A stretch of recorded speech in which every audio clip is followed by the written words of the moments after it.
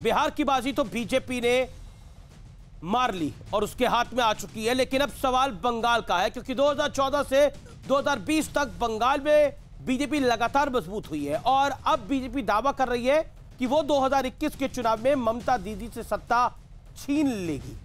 लेकिन इसी बीच ओवैसी ने बंगाल में चुनाव की एंट्री का ऐलान कर दिया है, जिसके बाद यहां का सियासी समीकरण बदलता हुआ दिख रहा है।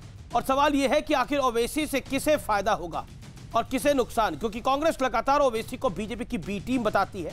तो उधर बीजेपी कह रही है कि ओवैसी तो जिन्ना के अवतार हैं, लेकिन यह भी सच है कि बिहार के सीमांचल में 5 सीटें जीतकर ओवैसी ने बिहार के चुनाव का गणित बदल दिया।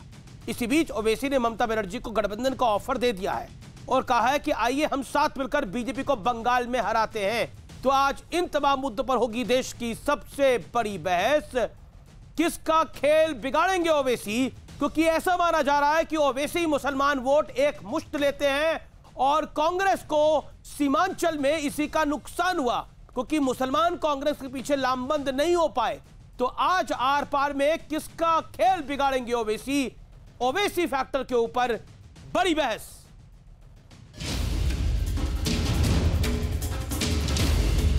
मौत का खेल लोकतंत्र में कभी नहीं चल सकता।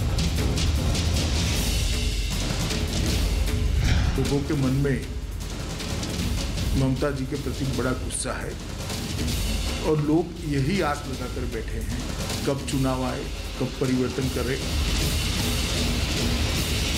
ইলেকশনের আগে অনেক রাজনৈতিক দল আসবে, ব্যাংকে আবার টাকাও জমা দিয়ে দেবে ভোটের জন্য। তার জন্য টাকা দেবেন কিন্তু ভোট দেবেন না, দাঙ্গা লাগাবার কথা বলবে। आखिर ममता बनर्जी का इशारा किसकी तरफ है? क्योंकि एक तरफ बीजेपी है, दूसरी तरफ लेफ्ट के साथ कांग्रेस के जाने की चर्चा। और इन सब के बीच बिहार में 5 सीटों पर मिली जीत से उत्साहित ओवैसी ने अब बंगाल में तैयारी शुरू कर दी। हालांकि ममता दीदी को चौंकाते हुए ओवैसी ने टीएमसी के साथ मिलकर बंगाल का चुनाव लड़ने का ऑफर भी दे दिया है। बिहार के चुनाव में आरोप लगा कि ओवैसी की पार्टी ने वहां के सीमांचल इलाके में बीजेपी की बी टीम के तौर पर मोर्चा संभाला था, जिसका नुकसान कांग्रेस और आरजेडी को उठाना पड़ा। हालांकि दूसरी तरफ बीजेपी खुद ओवैसी और उनकी सियासत को कोसने में लगी है, उन्हें जिन्ना जैसा बता रही है।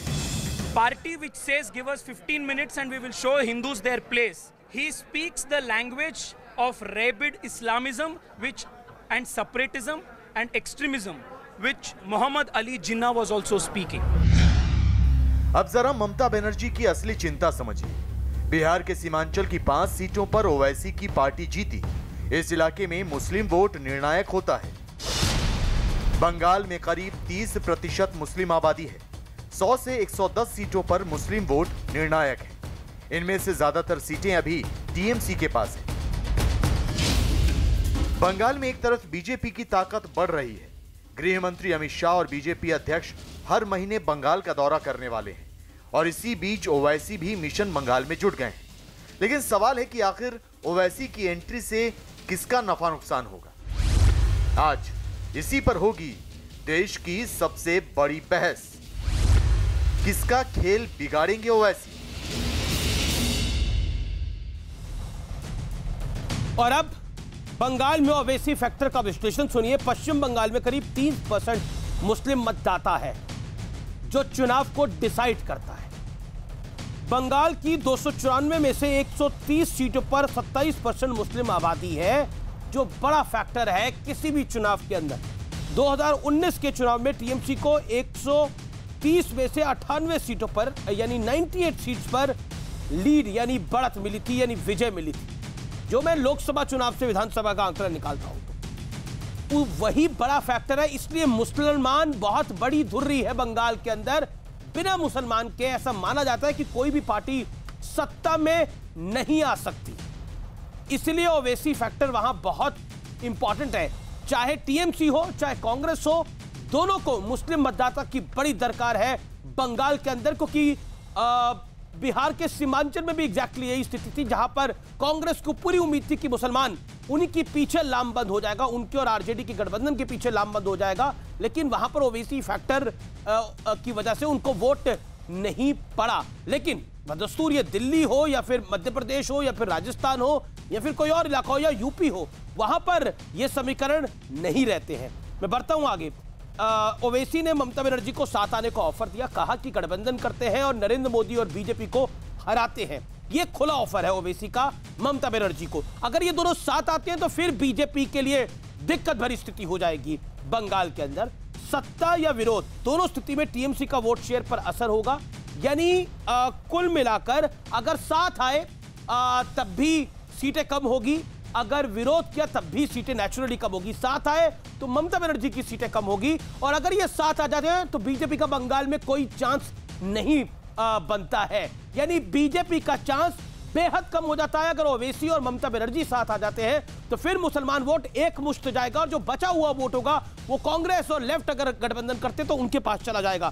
मेरे साथ बात करने के लिए आज की इस चर्चा में कई दिग्गज जुड़ रहे हैं। डॉक्टर सुधांशु त्रिवेदी मेरे साथ, बीजेपी के मेंबर ऑफ पार्लियामेंट है, प्रवक्ता है, वरिष्ठ नेता है। मेरे साथ कांग्रेस के स्टार प्रचारक आचार्य प्रमोद कृष्णम जुड़ रहे हैं। हालांकि कांग्रेस अपने सवालों में काफी घिरी हुई है, बंगाल पर कितना सवाल का जवाब दे पाएंगे वो देखेंगे। तौसीफ खान है टीएमसी के समर्थक, मेरे साथ प्रोफेसर रागी है, और मेरे साथ इस चर्चा में असीम वकार जुड़ेंगे, प्रवक्ता AIMIM के, उनका भी अभिनंदन है। तौसीफ, पहला सवाल आपसे बिना लाग लपेट के, ओवैसी का खुला ऑफर है ममता बनर्जी के, अगर वो साथ आ जाते हैं तो फिर बीजेपी का चांस बड़ा कमजोर हो जाता है बंगाल के अंदर।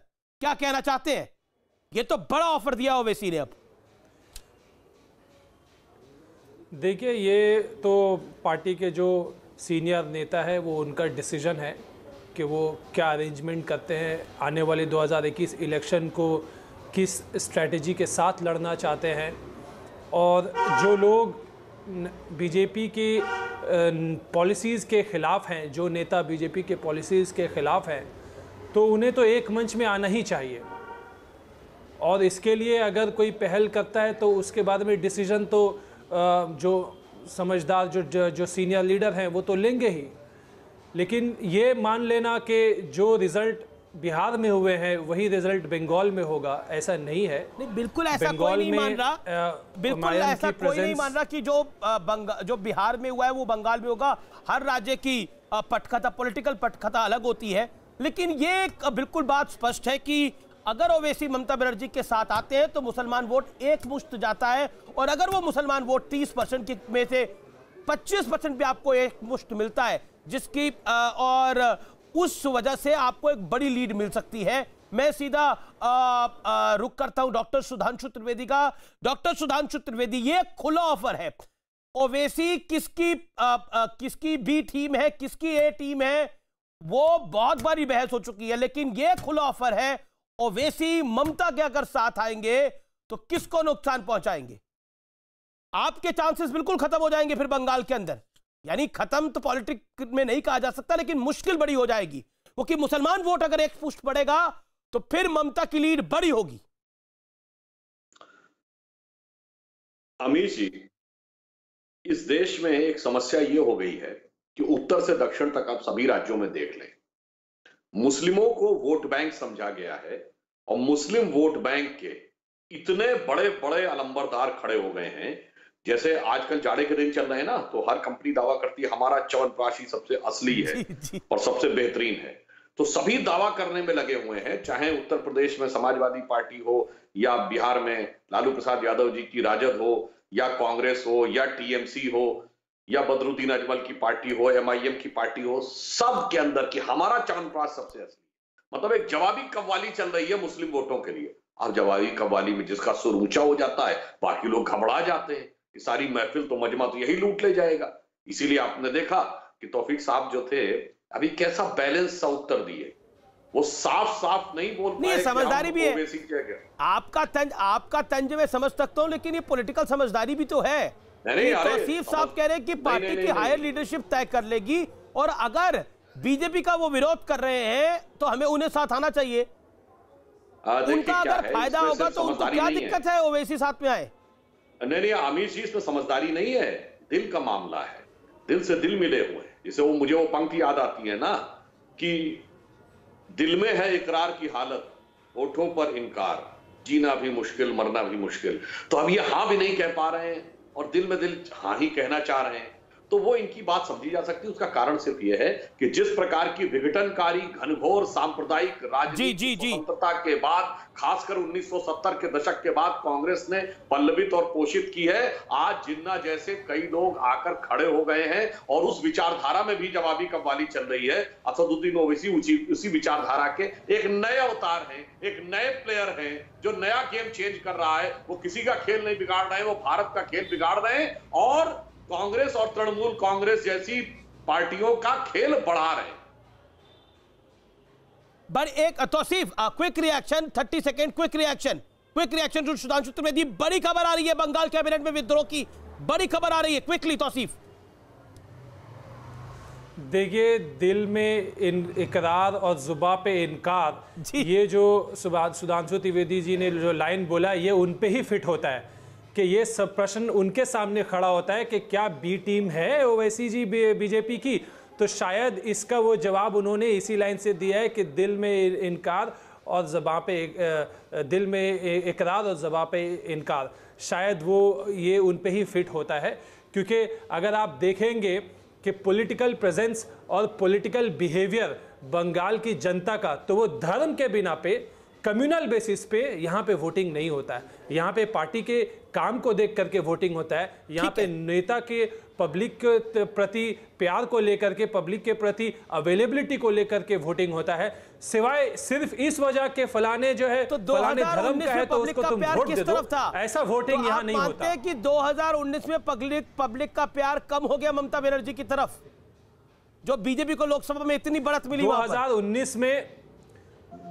2019 में दो बड़ी पार्टी कांग्रेस और सीपीएम, उनका वोट जो है बीजेपी को चला गया। ये हुआ है 2019 में, और ये आंकड़ा आपको सीधा आंकड़ा बता देगा। ठीक है, आशिका का रुख करना पड़ेगा मुझे। बड़ी खबर बंगाल से आ रही है, बंगाल के कलकत्ता से आ रही है। आशिका, खबर क्या है? क्या बंगाल कैबिनेट में विद्रोह हो गया है? बिल्कुल, शुभेंदु अधिकारी ममता के करीबी मंत्री हैं, बड़ा नाम है यहाँ पर। 1 साल लगभग हो गए कैबिनेट की बैठक में नहीं गए हैं। अब एक के बाद एक वो रैलीज कर रहे हैं जहां पर न ममता की फोटो होती है पोस्टर पे, न पार्टी का झंडा होता है उनके समर्थन पे। जिलों में अभी तक पोस्टर मिल रहे थे, अब कोलकाता में भी उनके समर्थन में पोस्टर मिले हैं, जिस पर जो है अभिषेक बैनर्जी पर कह सकते हैं कि बिना नाम लिए उन पर हमला किया गया है। ये कहा गया है कि सुरक्षा के घेरे में रहने वाले गद्दी चाहते हैं। लेकिन अब बंगाल में असली सूरज, असली सवेरा जो है वो शुभेंदु अधिकारी ही लाएंगे। तो शुभेंदु खुद को जो है बीजेपी में उनके जाने की अटकलें लगती रही हैं। हालांकि ये इसका मतलब क्या है? एक और मेरे पास जो जानकारी है उसके मुताबिक एक और बात लिखी है उनके पोस्टर्स में, मधुमक्खी के छत्ते पर पत्थर फेंकना होगा। इसका क्या मतलब है आशिका, क्विकली? बिल्कुल साफ तौर पर ये कह रहे हैं कि विद्रोह करिए और आपके जो लोग हैं वो आपके साथ होंगे। कहीं ना कहीं ये साफ संकेत है कि बीजेपी की ओर कूच कीजिए। ओके, और तीसरी बड़ी बात जो मैं आपसे जानना चाह रहा हूं, क्या ये वही मंत्री हैं ममता कैबिनेट के जिनकी रैलियों में जय श्री राम, जय सिया राम के नारे लगाए जा रहे हैं?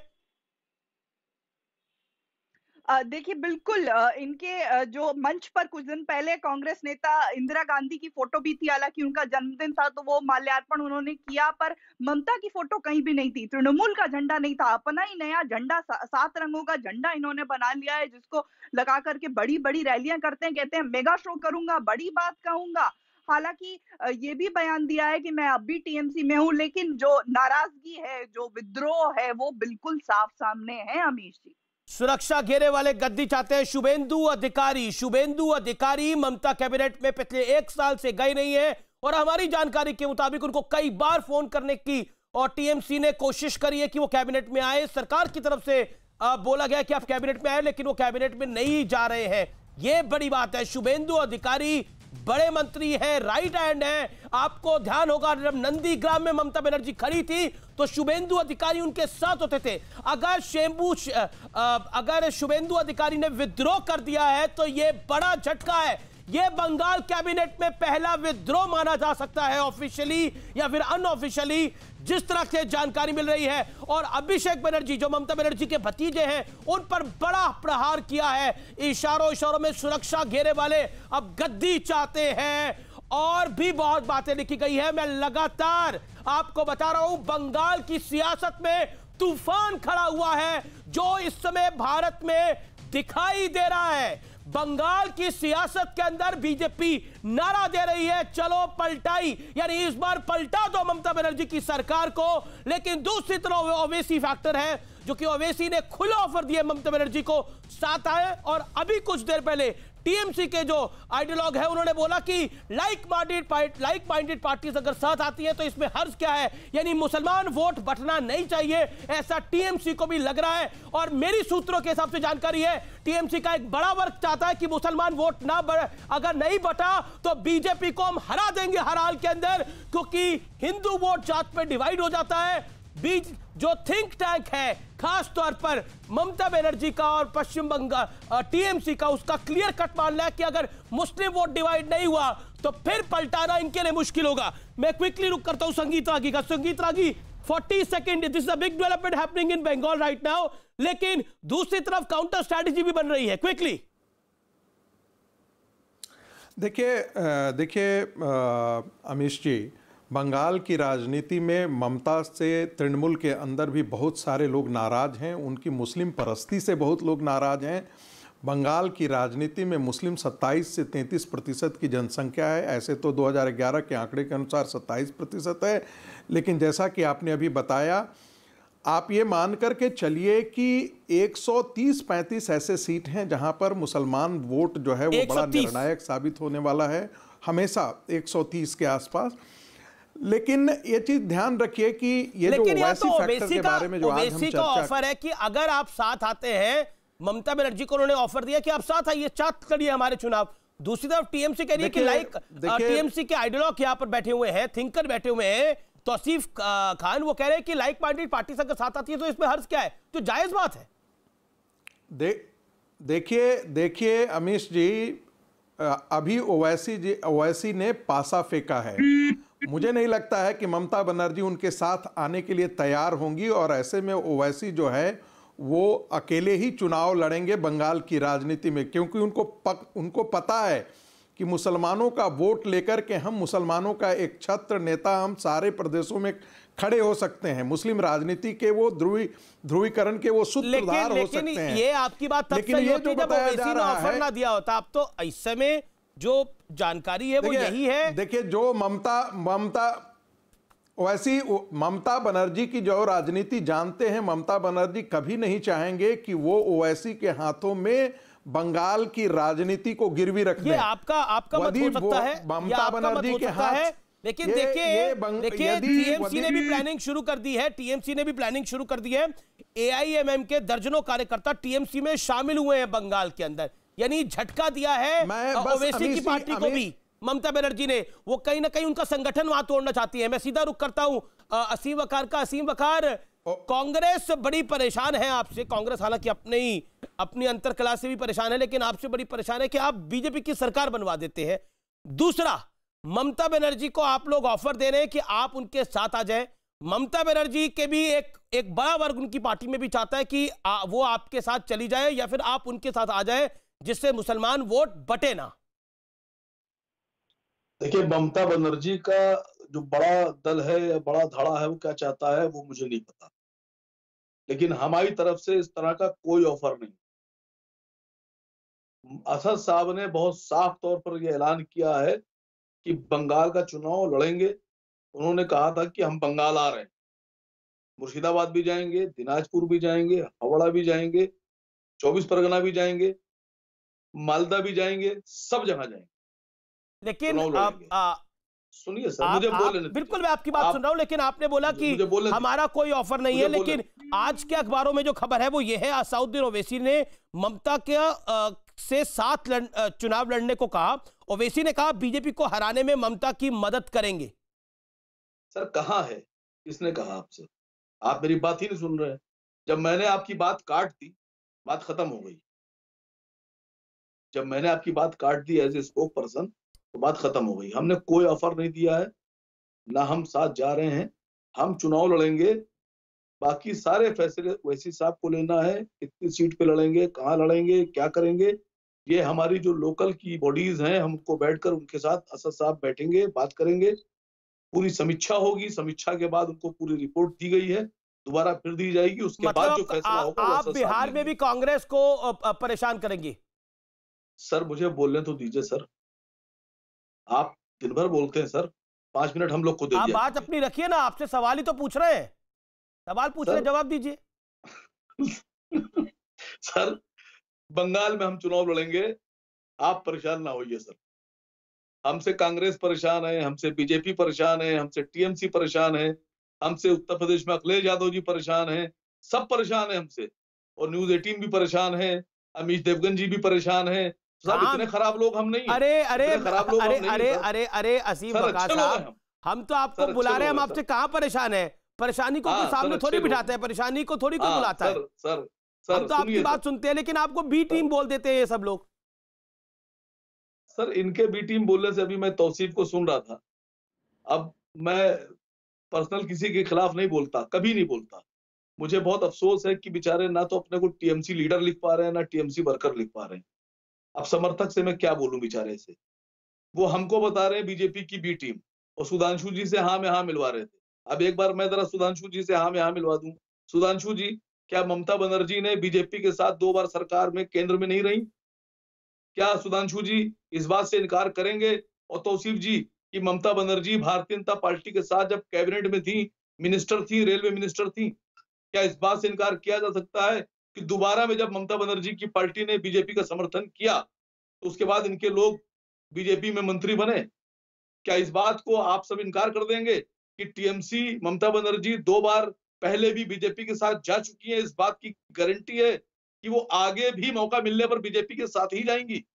सर हम अकेले ऐसे बैठे हैं, हमारे सदर ऐसे हैं, हमारे प्रेसिडेंट ऐसे हैं कि जिनका ये गारंटी है इस बात की कि ना कभी पहले बीजेपी के साथ गए और ना आगे जाएंगे। आपकी तो गारंटी है कि आप जा चुके हैं सर। ओवैसी साहब भी तो कांग्रेस के साथ रह चुके हैं, सरकार बचाई थी ओवैसी साहब ने कांग्रेस की। अब नहीं है। अब ये बात सर उनसे पूछिए जाकर, राहुल गांधी से। अब तो हम नहीं उनके साथ। जी ओके। सुधांशु त्रिवेदी ये कह रहे अब हम कांग्रेस के साथ नहीं हैं, आप ममता के साथ जाएंगे या नहीं जाएंगे? देखिए हमें बात बता रहे हैं, ममता बनर्जी जब हमारे साथ थी ना वकार साहब, तब वो ममता बनर्जी थी जो इस बात को लेकर आंदोलन करती थी। अरे तौसीफ को सुनाइए भाई, टीएमसी समर्थक को सुनाइए, मुझे नहीं सुनाइए। बात मुझे पता है, बंगाल के लोगों को सुनाइए। अरे सुनिए जनाब, मैं बता रहा हूँ दोनों ही लोगों को, दोनों ही बंगाल में चुनाव लड़ने जा रहे हैं ना। मेरे सुर मेरा तुम्हारा तो सुर बने हमारा वाले। अब मैं बता रहा हूँ, देखिए ममता बनर्जी तब वो ममता बनर्जी थी जो इस बात के लिए धरना देती थी कि बांग्लादेशियों को यहां से निकालो, जो इस बात को लेकर देश की संसद में इतना आक्रोशित हो जाती थी कि लोकसभा स्पीकर पे फाइल फेंक देती थी कि बांग्लादेशी घुसपैठियों की समस्या इतनी भयानक है।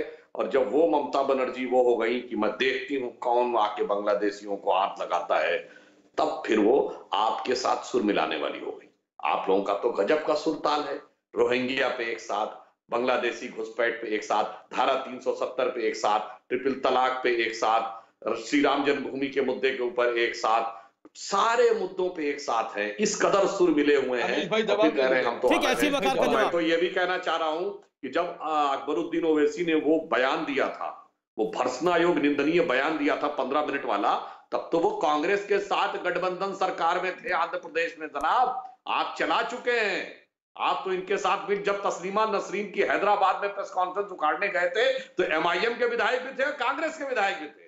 आपका सुरताल खूब मिला हुआ है सत्ता से लेके और वोट बैंक की राजनीति तक। असीम वकार सर इन्हीं ने कहा कि हमारे साथ, लेकिन जब अभी ट्रिपल तलाक का बिल आया तो ट्रिपल तलाक के बिल के अगेंस्ट जब वोटिंग हुई तो असद साहब ने तो सरकार के खिलाफ वोट दिया और ट्रिपल तलाक के खिलाफ सिर्फ 2 वोट पड़े। तो टीएमसी के तो इतने 18 सांसद थे, उन्होंने तो आपके खिलाफ वोट नहीं दिया। अगर दिया होता तो 18 तो 20 होते।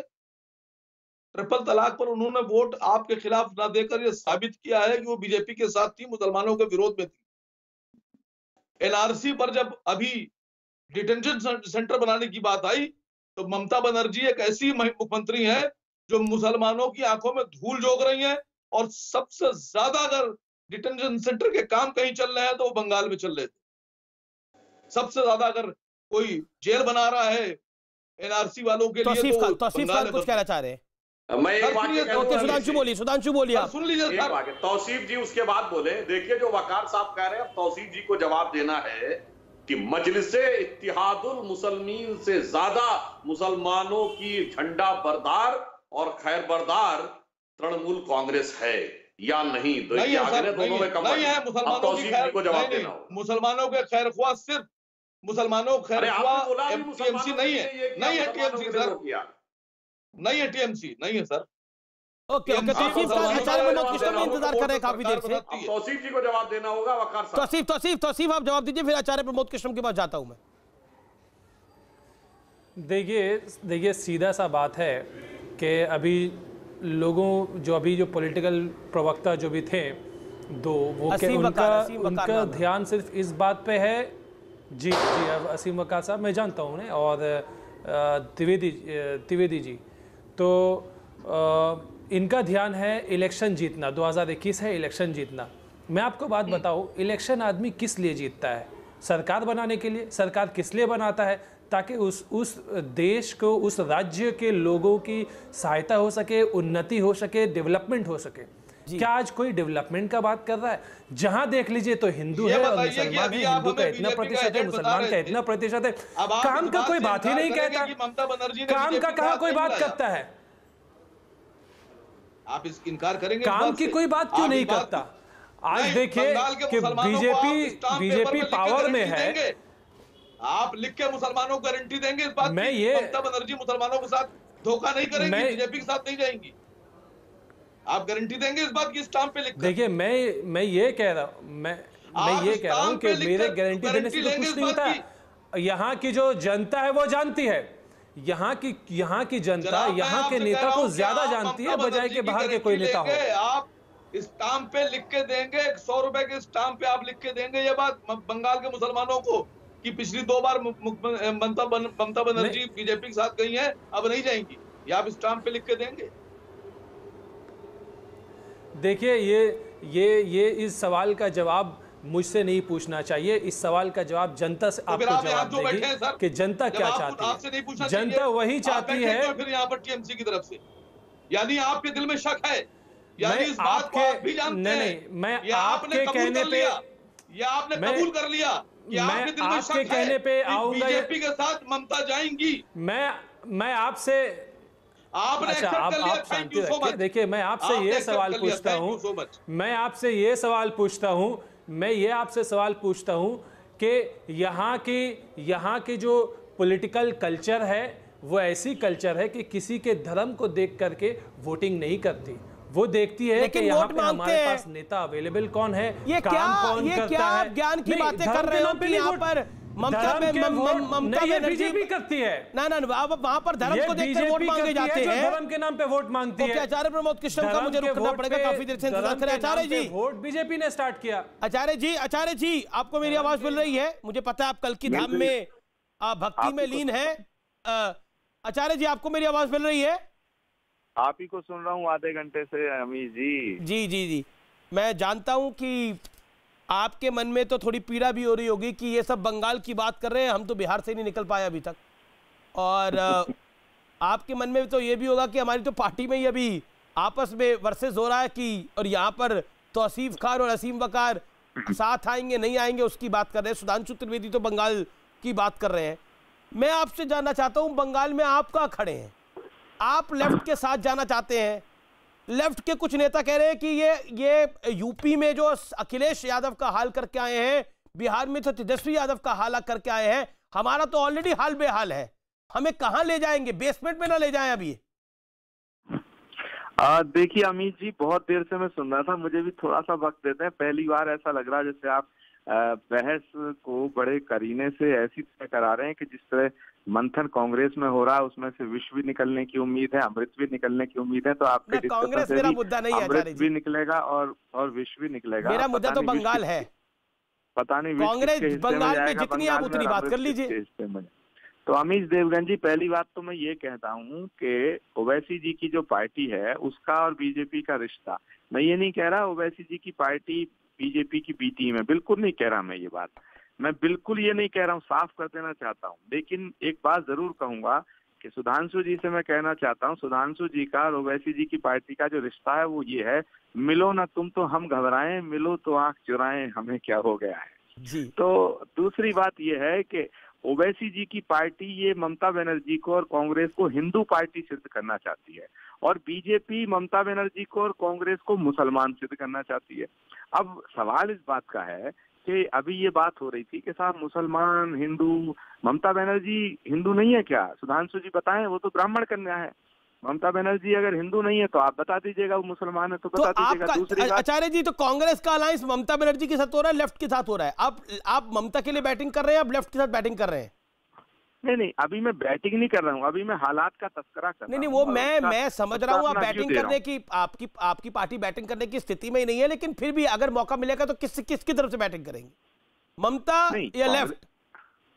देखिए, लेफ्ट जो विचारधारा है, वामपंथी विचार, अभी आप कह रहे थे कि कांग्रेस बिहार में गई तो उनका पत्ता साफ हो गया, यूपी में गई अखिलेश का पत्ता साफ हो गया, बंगाल में जाएगी लेफ्ट का पत्ता साफ। भाई लेफ्ट इतना पावरफुल शनि ग्रह है कि जो उससे मिलेगा वो उसी का साफ कर देगा। लेफ्ट का पत्ता कोई साफ नहीं कर सकता, लेफ्ट जिससे मिलेगा उसी को साफ कर देगा। तो लेकिन तो आप लोग तो लेफ्ट के साथ ही जा रहे हो, तो आप खुद को, क्योंकि आपका गठबंधन लेफ्ट के साथ हो रहा है वहां पर, आप कह रहे कांग्रेस और समाप्त हो जाएगी? नहीं, अगर मेरी बात पार्टी माने तो लेफ्ट के साथ नहीं जाना चाहिए उनको। चलिए, ये आपकी पार्टी का कंफ्यूजन है, ये आपकी पार्टी तय करे अपने फोरम पे। ओके, असीम वकार। असीम वकार, अधीर रंजन चौधरी ने बोला है कि ओवैसी को लगाया है ध्रुवीकरण के लिए बीजेपी वालों ने, और आचार्य जी ने जो बोला वो सुन ही लिया होगा आपने। नहीं, मैंने आचार्य जी की बात सुन ली, आचार्य जी ने कोई अच्छी बात नहीं बोली, और अधीर रंजन चौधरी साहब जो हैं, मैं समझता हूँ कि उनको खुद का अपना मंथन करना पड़ेगा, और जैसे राहुल गांधी वैसे अधीर रंजन चौधरी, दोनों एक जैसे हैं साहब। अधीर रंजन चौधरी और राहुल गांधी में मुझे कोई फर्क नजर नहीं आता है। नहीं, इसमें राहुल गांधी कहाँ से वकार साहब आगे? राहुल गांधी तो बहुत ही निहायत शरीफ इंसान है, सीधे सच्चे इंसान है, सही बात करते हैं। तो साहब क्या, अरे सर, तो क्या अधीर रंजन चौधरी साहब खराब इंसान? अच्छा, मैं तो बकार साहब, मैं आपसे बस 10 सेकंड लूंगा। मैं ये चाहता हूं कि ओवैसी जी को पूरे देश में चुनाव लड़ाना चाहिए। जो पार्टियां ये कह रही हैं कि ओवैसी चुनाव लड़ेंगे तो बीजेपी जीत जाएगी, अरे ये तो देश की जनता को फैसला करना है। और दूसरे, बीजेपी मुसलमानों की दुश्मन कहाँ है? मुसलमानों के 3 सबसे चर्चित चेहरे हैं। मुख्तार अब्बास नकवी को क्या आप मुसलमान नहीं मानते? बीजेपी में है। शाहनवाज हुसैन को मुसलमान नहीं मानते? वो बीजेपी में है। अभी एक राज्यसभा का टिकट दिया है जफर इस्लाम साहब को, वो भी मुसलमान है। तो क्या जो ये मुसलमानों के इतने चर्चित चेहरे हैं, इन्हें मुसलमान नहीं मानते क्या? भाजपा मुसलमानों की दुश्मन है क्या? क्यों सुधांशु जी? एक तरफ आप मुसलमानों को टिकट देते हैं, राज्यसभा देते हैं, दावा करते हैं। ठीक है, असीम वकार कुछ सुना रहे हैं, फिर मैं सुधांशु आपके पास आ रहा हूं। संगीत रागी भी कुछ कह रहे हैं। मैं तो चाहता हूँ वकार साहब, हाँ बोलिए असीम वकार। सुना दूं आपको, ये डेमोक्रेसी है। अरे डेमोक्रेसी आचार्य जी, पूरे मुल्क में चुनाव। आचार्य जी, एक बार एक बहलिया था, वो तीतर बेच रहा था। उससे एक साहब ने पूछा ये तीतर कितने का? उन्होंने कहा 100 रुपए का। तो ये तीतर कितने का? ये 100 रुपए का। लेकिन एक तीतर पिंजरे में रखा था, तो लोगों ने कहा ये वाला तीतर कितने का? उसने कहा ये 5000 रुपए का। तो उन्होंने कहा साहब ये तीतर 5000 का और ये बाकी तीतर 100 रुपए के, तो तुम ये इतना क्यों बेच रहे हो? ये भी तो तीतर ही है, इन्हीं की तीतर जैसा दिख रहा है, ऐसे ही बोलता भी है। तो उसने कहा साहब ये तीतर जो है, ये जब तीतर जो है बाकी तीतरों को फंसाता है। जब हम इस तीतर को लाके रखते हैं तो ये तीतर जैसी आवाज निकालता है, और तीतर जो बाकी उड़ रहे होते हैं जंगल के, उन तीतरों को अपनी तरफ बुलाकर जाल में फंसा देता है, और हम बाकी तीतर पकड़ लेते हैं और उन तीतरों को 100 रुपए में बेच डालते हैं। ये मेरा पालतू तीतर है। तो ये जो 3 नेताओं के आपने नाम लिए थे, ये 5000 वाले तीतर हैं सर।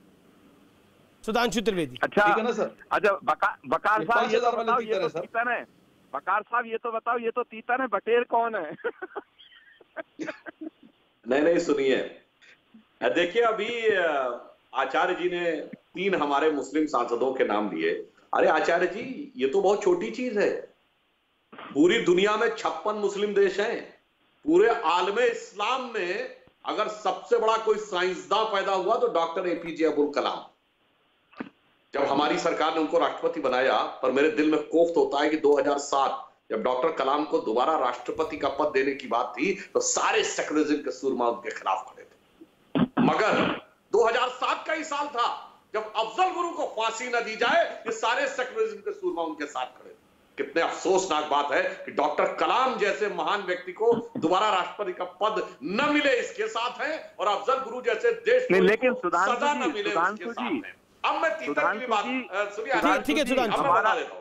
आचार्य जी हमारा पूरी बात कर ये है, तब आप जवाब दे अफजल दीजिएगा। गुरु को और कसाब को हमने फांसी पे लटकाया, लेकिन कांग्रेस पार्टी के राज में अफजल गुरु को फांसी दी गई और कसाब को फांसी दी गई, और आपकी सरकार जब थी तो आतंकवादियों को छोड़ने आप कंधार गए, फिर भी आप देशभक्त होने का दावा करते हो, कांग्रेस को मैं बताता हूँ क्यों। यही दुर्भाग्य है। अफजल गुरु के मुसलमानों को राज्यसभा आप दो और आप हिंदू पार्टी हैं, मैं बताता रहा हूँ, सुनिए आप तो हिंदू पार्टी हैं, और ममता बनर्जी आचार्य जी सुधांशु त्रिवेदी को सुन लीजिए। आचार्य जी सुधांशु त्रिवेदी बोल रहे हैं, उनको सुन लीजिए 40 सेकंड। अब मैं आपको बात बताता हूँ, इसलिए कि अफजल गुरु के पक्ष में सैफुद्दीन सोज लिखते हैं, आपके जम्मू कश्मीर के अध्यक्ष। अफजल गुरु के पक्ष में शशि थरूर लिखते हैं, अफजल गुरु के पक्ष में मणिशंकर अय्यर लिखते हैं। आतंकवादियों के लिए आंखों में आंसू आ जाते हैं सोनिया गांधी जी के, इसलिए देश की जनता समझती है। सुधांशु जी ये बताइए, आप हिंदू पार्टी हैं या मुस्लिम पार्टी हैं? चलिए आज बता दीजिएगा, आप हिंदू पार्टी हैं या मुस्लिम पार्टी हैं? हम हर भारतीय के साथ हैं, मगर हिंदुओं की पार्टी है या मुसलमानों की पार्टी है? चलिए बताइए, आज सबके सामने बताइएगा। अब मैं जवाब, आप हिंदुओं की पार्टी है या मुसलमानों की पार्टी है? अब मैं आप तो हिंदुओं की पार्टी होने का दावा करते हैं, तो मुसलमानों को राज्यसभा क्यों देते हैं? अब मैं बोल लूं, अब मैं बोलता हूं। आचार्य जी, हम हर भारतीय की पार्टी, मगर आपकी पार्टी की 2014 की एंटोनी कमेटी की रिपोर्ट जो हार का विश्लेषण करती है, वो ये कहती है कि हम मुस्लिमों की पार्टी नजर आने लगे थे इसलिए हारे। आपका प्रधानमंत्री कहता है मुस्लिमों का पहला हक संसाधनों पे होना चाहिए। हमारे प्रधानमंत्री नरेंद्र मोदी जी उज्ज्वला योजना से लेके आयुष्मान भारत योजना से लेके मुद्रा योजना तक कहते हैं देश के, और वो बैंक को कहते हैं एक एससी, एक एसटी और एक महिला को जरूर लोन देना है। यानी पहला हक दलित का है, अनुसूचित जनजाति का है, महिला का है, गरीब का है, वंचित का है। आप क्या कहते हैं पहला हक मुसलमानों का है। अच्छा, अब यही बता रहा हूँ, तीतर बटेर। पार्टी ममता बनर्जी को हिंदू मानती है नहीं मानती? तीतर बटेर क्या है? सुधांशु जी, एक पार्टी क्या ममता बनर्जी हिंदू है या नहीं? देश के संसाधनों पर पहला हक मुसलमानों का कांग्रेस। दूसरी पार्टी तृणमूल कांग्रेस जो कहती है कि सिर्फ मुस्लिम मौलवियों को वजीफा देंगे, न हिंदू पुजारी को, न जैन पुजारी को, न बौद्ध भिक्षु को, न क्रिश्चियन फादर को। मुसलमान नहीं मानते। अब सुनिए, और तीसरी पार्टी MIM, जिसका तो नाम ही है इत्तेहादुल मुसलमीन, यानी जो मुसलमानों को एक करना है। तो सुनिए आचार्य जी, तीतर के तो आगे तीतर, तीतर के तो पीछे तीतर, आगे तीतर पीछे तीतर, बोलो कितने तीतर? सभी तीतर बने हुए भाई। किसी को एक चीज के लिए बहाना है, किसी को दो, और कुल है 3 तीतर, मगर नजर ऐसा आता है। ठीक है प्रोफेसर रागी, प्रोफेसर रागी, 3 तीतर आपने एक्सेप्ट किया, 3 तीतर। ठीक है सुधांशु जी, आपने मेरे सवाल का जवाब नहीं दिया कि ममता बनर्जी को आप हिंदू मानते हैं या नहीं मानते? ठीक है ममता, ठीक है संगीत रागी, ममता बनर्जी को मुसलमान नहीं मानते। सुनिए, ममता बनर्जी हिंदू है, और सुनिए मैं इसका उत्तर देता हूँ। तो हिंदू मानते हैं आचार्य जी, ममता बनर्जी हिंदू है। नहीं आचार्य जी बड़े सवाल का जवाब आपको भी देना है। आचार्य जी और संगीत रागी को लेके आइए, आचार्य जी और संगीत रागी को लेके आइए। मुझसे सवाल करिएगा। आचार्य जी आपको मेरी आवाज अगर मिल रही है तो मेरा सवाल बहुत बड़ा है आपसे। मेरा सवाल ये है कि आपकी आवाज सुनाई देती है रोज। आचार्य जी चलिए, आपको एक ही आवाज सुनाई दे रही है, लेकिन वहां गुलाम नबी आजाद की कोई आवाज नहीं सुन रहा, वो कपिल सिब्बल की तो कोई नहीं सुन रहा, उनकी भी सुनिए आवाज। लेकिन आचार्य जी, मैं क्योंकि कांग्रेस बहस का विषय नहीं है, लेकिन बंगाल के अंदर आपकी रणनीति क्या है? क्योंकि आप कह रहे हैं लेफ्ट के साथ नहीं जाना चाहिए, आपके नेता कह रहे हैं कि हम लेफ्ट के साथ जा रहे हैं, लेफ्ट के साथ आधिकारिक समझौता हो जाएगा, सिर्फ अब हायर लेवल पर बात हो नहीं है, निचले स्तर पर पूरी बात हो चुकी है। कहना क्या चाहते हैं? और आप यहां कह रहे हैं कि ओवैसी की पार्टी को चुनाव लड़ना चाहिए, लेकिन आपके नेता बिहार से लेकर दिल्ली तक, आपके लोकसभा में जो लीडर ऑफ ऑपोजिशन है वो अधीर रंजन चौधरी कहते हैं कि ये ओवैसी जो है वो कांग्रेस का खेल बिगाड़ने के लिए हर जगह पहुंच जाते हैं। बोलिए, पहली बात कौन सही है, कौन गलत है? कांग्रेस में ऑफिशियल स्टैंड किसका है? अब एलओपी का ऑफिशियल स्टैंड नहीं है, नेताओं का ऑफिशियल स्टैंड नहीं है, तो किसका ऑफिशियल स्टैंड है? देखिए अमीश जी सिंपल अपनी बात लिख रहे हैं, गुलाम नबी आजाद कह रहे 5 स्टार कल्चर, वो अपनी बात लिख रहे हैं। और पूरे देश के अंदर अगर भारतीय जनता पार्टी का कोई विकल्प है तो वो कांग्रेस पार्टी है। आज भी है और भविष्य में भी बनेगी, नंबर 1। नंबर 2, जहां तक बंगाल का सवाल है, वेस्ट बंगाल के अंदर अगर मेरी सलाह कोई माने तो कांग्रेस को ममता बनर्जी और ओवैसी की पार्टी सब के साथ मिलकर के और बीजेपी से सबको एक ज्वाइंट फ्रंट खोलना चाहिए। सवाल मुसलमान का नहीं है, सवाल आइडियोलॉजी का है। खोला तो था आपने जॉइंट फ्रंट है जो बीजेपी की वो है। कर्नाटका में आपने जॉइंट फ्रंट तो खोला था। 3 दल एक तरफ 40 वाले को आपने सीएम बना दिया। महाराष्ट्र में आपने जॉइंट फ्रंट खोला तो है, वो 40 सीटों वाले विधायकों, जो 40 सीटें जिनके विधायक हैं, उद्धव ठाकरे को आपने सीएम बना दिया। खोला तो वो फ्रंट कर्नाटक में फेल हो गया। और कपिल सिब्बल अपने आर्टिकल में लिख रहे हैं कि कांग्रेस तो विकल्प ही नहीं है लोगों के बीच में। मुझे आप बताओ ना, अभी आप कह रहे थे कि ममता बनर्जी, अभी ओवैसी साहब के जो प्रवक्ता हैं वकार साहब, वो कह रहे थे ममता बनर्जी बीजेपी के साथ मिलके मिनिस्टर रही है उनकी हुकूमत में और सुधांशु जी ने उसको इनरोल किया। अब सवाल इस बात का है कि जब ममता बनर्जी बीजेपी के साथ होती है तो वो हिंदू हो जाती हैं और जब ममता बनर्जी उनके साथ नहीं होती है, पॉइंट ये नहीं है, इस पर मैं बहस कर चुका हूं, ये पॉइंट नहीं है। ओके प्रोफेसर रागी को आने दीजिए, काफी देर से इंतजार कर रहे हैं। प्रोफेसर रागी, कांग्रेस ही विकल्प है बीजेपी का नेशनली, और सबको ज्वाइंटली आ जाना चाहिए बीजेपी को हराने के लिए, नरेंद्र मोदी को हराने के लिए। ओके क्विकली, ठीक है, कहां जा रहा है? कांग्रेस छतरी बनना चाहती है। ओके प्रोफेसर रागी, देन असीम वकार। ममता बनर्जी को हिंदू नहीं मानते? ममता बनर्जी ने बोला तो सही। अमीश जी, सुधांशु त्रिवेदी बीजेपी के सांसद ने बोला ममता बनर्जी हिंदू है, वो डिबेट तो खत्म हो गई ना सर। डिस्कशन हो रहा है, किसने बोला वो हिंदू नहीं है? ठीक नहीं है कि मुसलमान किसे वोट देंगे, हिंदू किसे वोट देंगे? तो यही तो होता है, यहाँ मुसलमान है। अच्छा MY फैक्टर से आप बिहार में चुनाव लड़ो, मुस्लिम यादव समीकरण से चुनाव लड़ो तो वो सही है। मुस्लिम यादव समीकरण में सपा समाजवादी पार्टी चुनाव लड़े और आप चुनाव लड़ो तो वो सही है। ओवैसी चुनाव लड़ रहे तो वो गलत हो रहा है, ये तो नहीं होता ना सर। ओके, सियासत आइडियोलॉजी के नाम पे होनी चाहिए, तो आइडियोलॉजी के नाम पे तो कांग्रेस की, ठीक है। ओके सुधांशु, अमीश जी, यानी कि ओवैसी का मुस्लिम वोटों का पोलराइजेशन जो है वो प्रमोद कृष्णन जी को मान्य है, वो सेकुलर है। मुसलमानों का पोलराइजेशन हो वो सेकुलर वोट है। यदि मुसलमानों का पोलराइजेशन में टूट हो तो वो सेकुलर वोटों का टूट हो जाता है। और हैरानी की बात है कि जो व्यक्ति देश विरोधी बातें करता है उसके साथ कांग्रेस पार्टी गठबंधन करने के लिए बंगाल में तैयार है। दूसरी बात, प्रमोद कृष्णन जी का यह कहना है कि भाई भारतीय जनता पार्टी के अंदर जो 3 सांसद हैं या 3 जो बड़े चेहरे हैं मुसलमानों के, अरे यही बात सुनिए आचार्य जी सुन लीजिए। आचार्य जी काफी देर के बाद बोल रहे हैं, आचार्य जी नहीं, रागी जी ने कहा कि मैं ओवैसी साहब की पार्टी को मैं उनके पोलराइजेशन को मैं इनरोल कर रहा हूं, मैं ये नहीं कह रहा हूं।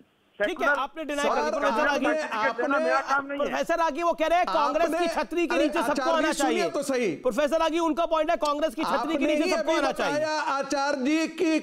आचार्य जी अभी आपने ही बताया कि ममता बनर्जी, असदुद्दीन की पार्टी और कांग्रेस तीनों को एक साथ विचारधारा के नाम पे आनी चाहिए। हाँ, तो मैंने धर्म के नाम पे नहीं कहा, विचारधारा, मैंने धर्म के नाम पे एक होने को नहीं कहा। जिसके पाकिस्तानी विचारधारा मानता हूँ, दोनों को साथ आने चाहिए। दूसरी बात सुन लीजिए, मुस्लिम लीग जो है वो कांग्रेस के साथ काम करने वाले मुस्लिम नेताओं को वो भी मान करके चलती थी कि वो भाड़े के टट्टू हैं। तो आज भी जो है वो ये असदुद्दीन जी की पार्टी जो है वो भारतीय जो राष्ट्रीय मुसलमान है उसके बारे में वो वही बात कहते हैं। ठीक है, मैं असीम वकार, ठीक है प्रोफेसर रागी, तीसरी बात कांग्रेस, तीसरी बात ममता बनर्जी के लिए आप कहती हैं प्रियंका गांधी क्या हिंदू है क्या?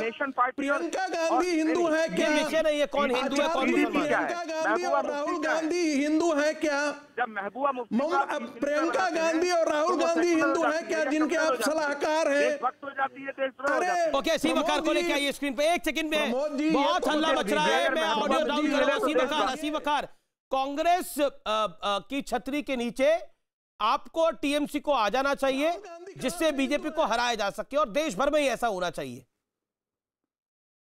देखिए, ये आचार्य जी टू सपोर्ट सेकुलर फैब्रिक, नहीं, ये आचार्य जी के अपने विचार नहीं। ये कौन सा सवाल है सर?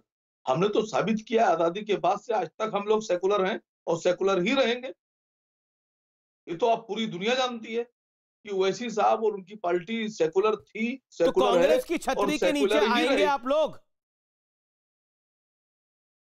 नहीं, अब आचार्य जी के अपने विचार हैं। आचार्य जी जो भी कहें वो अपनी पार्टी की तरफ से बैठे हैं। मैं उनकी पार्टी का कोई लीडर नहीं हूं, ना ही मैं उनको इंडोर्स कर सकता हूं, ना मैं समर्थन कर सकता हूं, ना वो जो दिल चाहे कहें। हमारी पार्टी का फैसला असद साहब लेंगे। असद साहब हमारे प्रेसिडेंट हैं, जो फैसला वो लेंगे वो हम सबको मान्य होगा, क्योंकि कांग्रेस का फैसला कांग्रेस वाले लेंगे, हमारी पार्टी का फैसला हमारे लीडर लेंगे।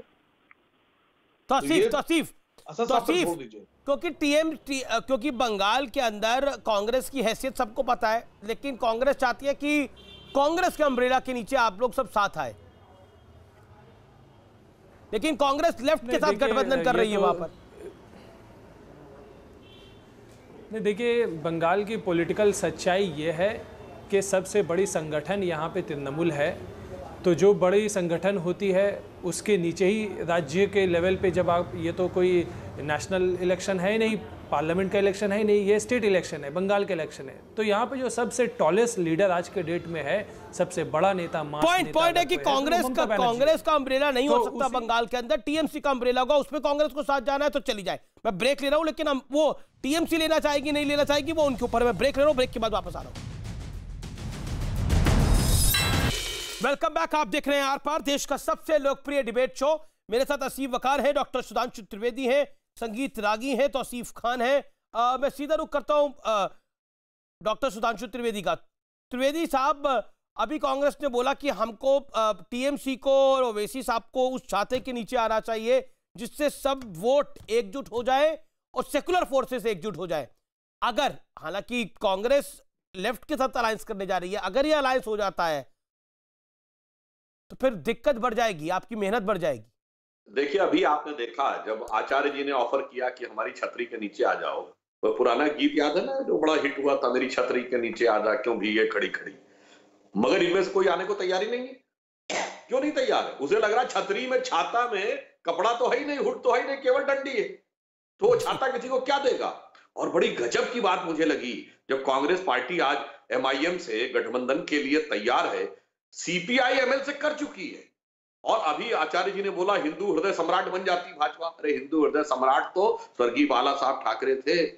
अगर आप स्वर्ग से बैठ के देखते होंगे, सोचते होंगे ये क्या हो गया भैया, ऐसी पार्टी से कर लिया जो केरल में मुस्लिम लीग के साथ है और बंगाल में एमआईएम के साथ आने को तैयार है और बिहार में सीपीआई एमएल से कर लिया है। ये भैया छाता है या जिसने विचारधारा को पूरी छत विछत कर दिया है। इसलिए मैं कह रहा हूं इस छाते में कोई कपड़ा नहीं है, कोई हुड नहीं है, केवल हाथ में छड़ी या डंडी रह गई है। बहुत बात होती है, मैं असीम वकार का रुख करता हूं। असीम वकार, बार बार आइडियोलॉजी की बात होती है कि हिंदू मुसलमान की बात नहीं होनी चाहिए, आइडियोलॉजिकल लड़ाई होनी चाहिए। आप इसको कैसे देखते हैं असीम वकार?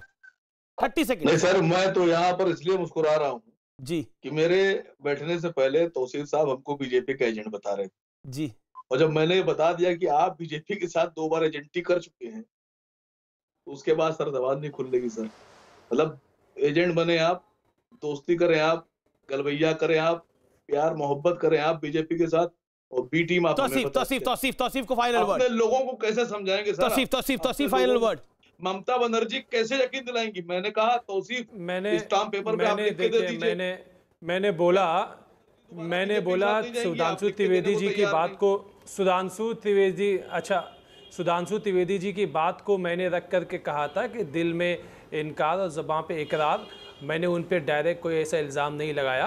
देखिए, 3 दिन पहले ही सौगतो रॉय जो तृणमूल के मेंबर ऑफ पार्लियामेंट है, उन्होंने कहा। बहुत बहुत शुक्रिया। समय फिलहाल इतनी इजाजत देता है, लेकिन आज की बहस का निष्कर्ष है, क्योंकि छाते की बात हो रही है तो पॉलिटिकल छाता आपका अपना बड़ा होना चाहिए, बाकी सब लोग साथ में आ जाते हैं।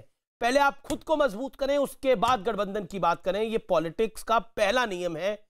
शायद कांग्रेस और बाकी दल इसको समझ ही नहीं पा रहे, या ना समझ के भी समझना नहीं चाहते। नमस्कार।